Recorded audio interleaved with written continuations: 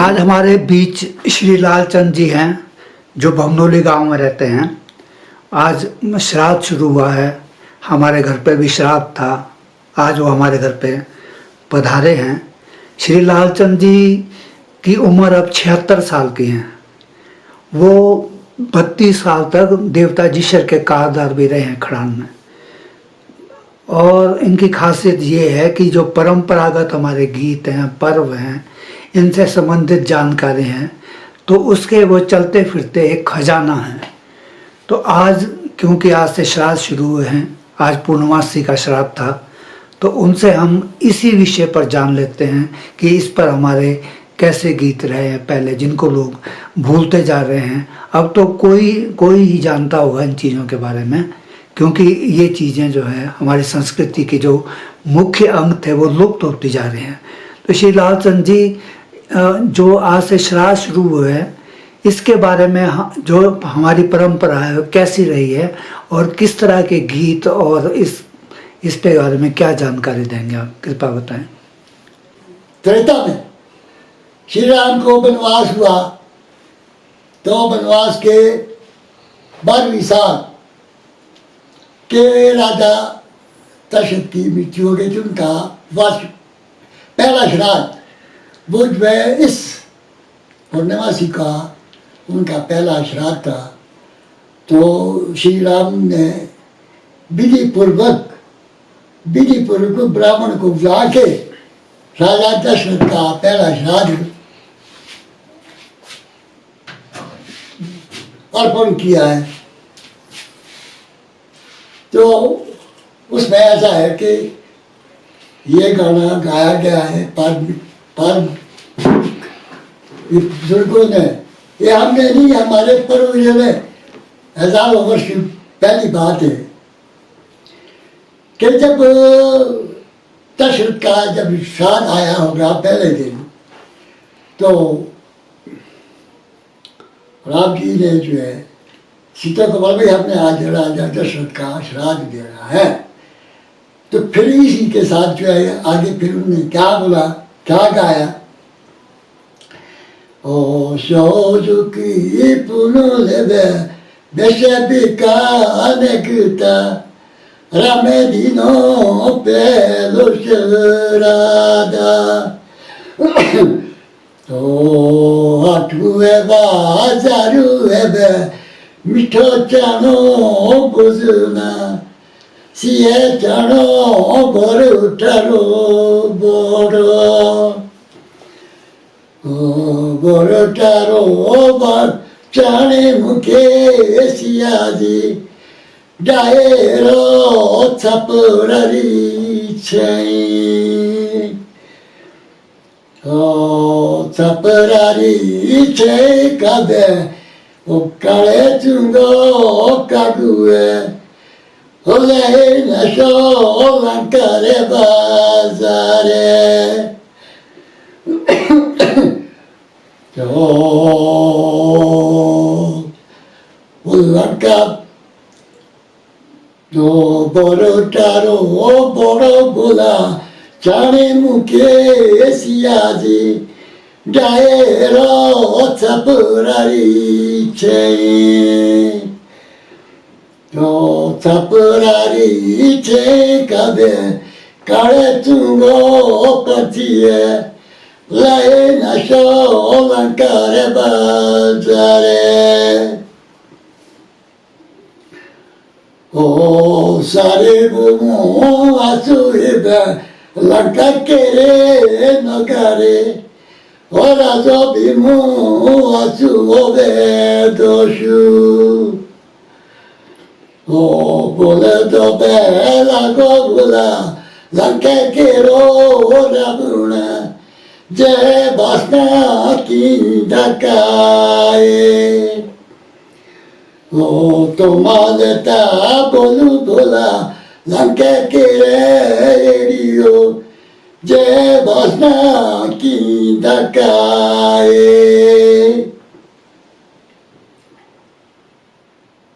ओ के बेटा फूलो बोला ए नको फुलानु के विषो मोखलो आए हो तुम्हारे ता बोलू बोला ओलंका के रेडियो जय वासना की धकाए ओ बोले तो मैं लागो बोला ये राजे तो शुओ तेऊ हरो पकड़ियो इंदे अब राजा की आज्ञा को मानकर राजा के जो जितने भी शिकारी थे वो चले उसे को ढूंढे। फिर क्या होता है ओ कोरारी की निशानी है बे कालो बे तो पंथियो जय वासना आए सिकाए ओ तुम्हारे ता बोलू बोला लंका के रो हेरियो eu caguei pacariyo anu तुम्हारे ता बोलू बोला लंका के हेरियो eu cago पुछना ले anu फिर बोला वो कौवा ओ दोरा मिले आराधी को वादिरा पाए ओ पापी रजे को सियो खाए। पहले जो है जब श्री राम ने श्राद्ध दिया तब सीता माता ने जंगल के भरत को चुन के लाया है, उनको पीसा है, उसका जो है वो बड़ा लिया तो जब श्राद्ध हुए तो उस रानी ने राम के पास जो है बड़ा दे दिया, उसका नैवेद्य लगा के वो गोग्रास कागबरी अर्पण कर दिया। वह कौवा बैठा था, कौवा जो है उसने वो भरत का बड़ा अपने चोट में पकड़ा और सीधा लंका चले गया। लंका जाके जो है जब कौवा जो है लंका में पहुंचा तो उस बड़े की खुशबू वो ऐसे लंका में ऐसे फैल गई जैसा कि एक रूखा फूल फुलाया या कोई भी चमत्कार हुआ।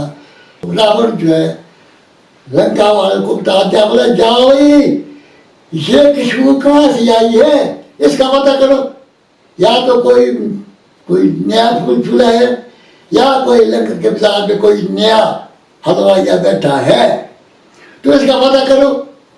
तो पता करते करते जो है एक अखरोट के वृक्ष पर एक कौवा उस बड़ा लेके पहुंचा था, वो चोंच में था, तो उस बड़े की जो खुशबू थी वो साल में फैल गई। तो उसमें जो है जब राजा को ये सुगंध आई है तो उसने अपने शिकारियों को बोला, भाई हेलो शिकारियों, पता करो ये सुगंध कहाँ से आ रही है, या तो कोई फूल खिला है या कोई बाजार में जो है कोई नोखा हलवाइया बैठ गया है, इसका पता करो। जब पता किया तो जो अखरोट में बैठा पक्षी था कौवा, तो वो खुशबू वहां से आ रही थी। राजा ने बोला, भाई जाओ भाई इस कौवे को पकड़ के लाओ, देख रहे मारना नहीं, वो बड़ा भी इसके चुमुच में होना चाहिए जिससे कौवा जाए पूछने के लिए, बड़ा है सुगंधित खुशबू को सूंघने के लिए। और इसके साथ ही और शिकारियों ने जो है कौवे को पकड़ा तो उसको जो है उससे सारी बातें पूछी, भाई तेने ये बड़ा कहाँ से लाया, भला भैया ऐसे ऐसे जो है राम जी ने अपने व्याप दशरथ का श्राद्ध दिया तो ये बड़ा जो था ये बड़ा है, तो बोले मैंने उठा लिया। अब बोला तो मेरा श्लोक जो है ना इसको मेरे से छीने हैं। वो जो धर्मात्मा था राजा दशरथ, उसका काया, उसका बड़ा ये सीता माता का जो बड़ा था, इसमें सुगंध सारे में सारे इलाके में फैल गई, और ये तुम ज्यादा मेरे से इसको जबरदस्ती छुड़ा रहे हैं। लालचंद जी, हम श्राद्ध पर कुछ और बात कर लेते हैं ना। आजकल जिस तरह से श्राद्ध देते हैं, आजकल तो फैसिलिटीज़ बहुत हो गई है ना, आने जाने की बहुत फैसिलिटीज़ है, सामान की बहुत फैसिलिटीज़ है। और भमनोली में क्या है कि श्राद्ध के दिन पूरे गांव को ही इनवाइट करते हैं। तो आप तो बहुत साल से इस काम को भी कर रहे हैं, उम्र भी आपकी 76 साल हो गई है। तो पहले पहले जब आपको याद होगी, बचपन की यादें होंगी इस दिन से जुड़ी हुई, जब श्राद्धों में क्या क्या करते थे पहले, कैसे होता था? श्राद्धों में पहले तो आर्थिक स्थिति नाजुक थी।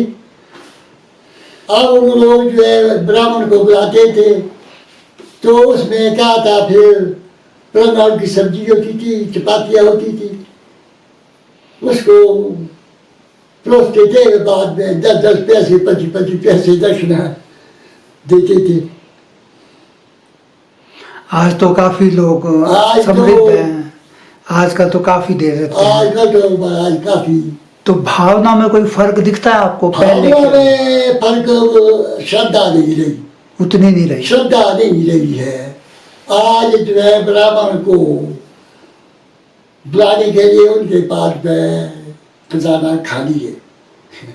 एक ब्राह्मण को बुलाएंगे, बस किलो भर चावल देंगे, किलो भर आटा देंगे, बात थोड़े आम देंगे या दाल देंगे। तो पहले भी ऐसे ही होता होगा? तो पहले तो महाराज बिल्कुल बहुत तंगी थी ना। हाँ। इंसान के पास जो है आर्थिक स्थिति की बड़ी कठिनाई थी, तो 2-3 कन्या को भोजन देते थे, रंगाड़ की सब्जी होती थी, वो आटा जो होता था वो उसकी रोटियां भी नहीं बनती थी, उसके टूर या सिगड़ियाँ बनाते थे, क्योंकि वो फैल जाता था।